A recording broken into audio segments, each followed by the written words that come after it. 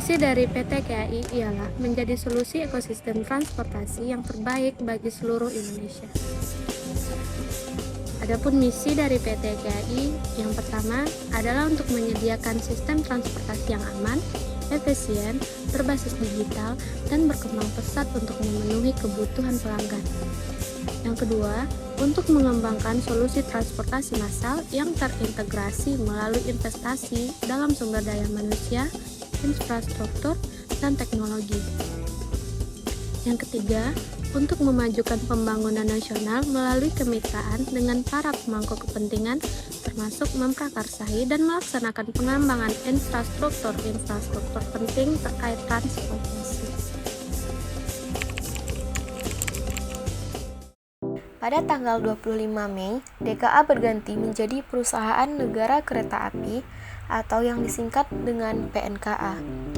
Pada tahun tersebut, mulai diperkenalkan juga lambang wahana daya pertiwi yang mencerminkan transformasi perkeretaan api Indonesia sebagai sarana transportasi andalan guna mewujudkan kesejahteraan bangsa tanah air.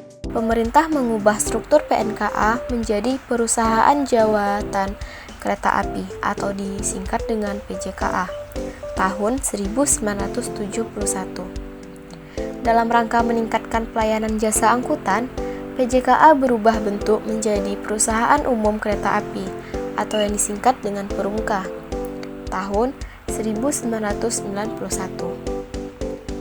Perumka berubah menjadi Perseroan Terbatas atau PT Kereta Api Indonesia pada tahun 1998. Saat ini, PT Kereta Api Indonesia Persero memiliki 7 anak perusahaan atau grup usaha, yakni KAI Service pada tahun 2003, KAI Bandara pada tahun 2006, KAI Komuter pada tahun 2008, KAI Wisata pada tahun 2009, KAI Logistik pada tahun 2009, KAI Properti pada tahun 2009, serta PT Pilar Sinergi BUMN Indonesia pada tahun 2015. Tugasnya adalah 1. Menyediakan barang dan jasa yang tidak disediakan oleh swasta. Yang kedua, menjadi alat pemerintah dalam menata kebijakan perekonomian. Yang ketiga, menyediakan layanan dalam kebutuhan masyarakat. Yang keempat, menghasilkan barang dan jasa demi pemenuhan orang banyak. Yang kelima, membantu dalam pengembangan usaha kecil. Yang keenam, mendorong aktivitas masyarakat di berbagai lapang usaha dan lain-lain.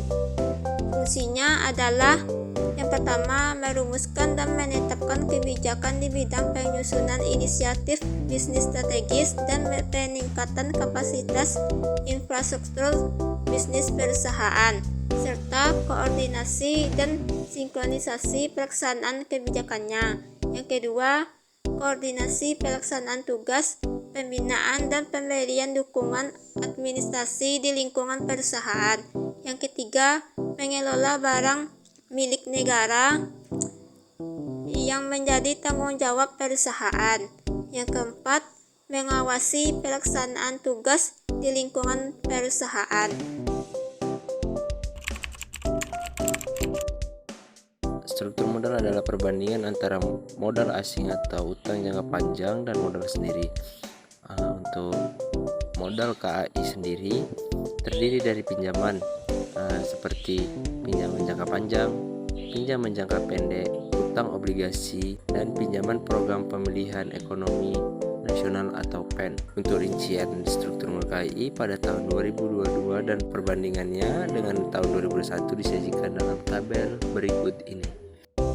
Untuk 2021, jumlah rasio pinjaman terhadap ekuitas adalah 148,70% dan untuk 2022 adalah 102,23%. Jika dibandingkan dari 2022 sampai 2021, jumlah liabilitas naik sebesar 7,75% dan jumlah ekuitas naik sebesar 24,21%.